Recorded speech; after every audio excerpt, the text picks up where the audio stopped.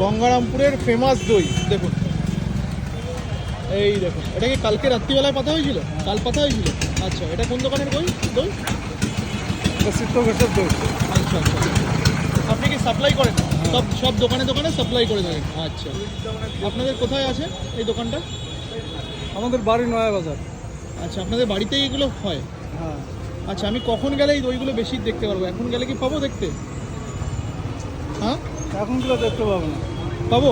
এই দইটা উঠবে তোমার বিকাল 4টায়। তাহলে বিকেলবেলায় গেলেই কি বেস্ট হবে? মোটামুটি ধরো 5টা, 5:30টা। 4:30 5টার সময় গেলেই বেস্ট হবে। নয়া বাজারে সবার বাড়িতে বাড়িতে এটা তৈরি হয়? হ্যাঁ, যারা ব্যবসা করে সবার বাড়িতে তৈরি। আচ্ছা, আমি তাহলে বিকেল 5টার সময় গেলে নয়া বাজারে গেলে বেস্ট হবে, তাই তো দাদা? 5টা।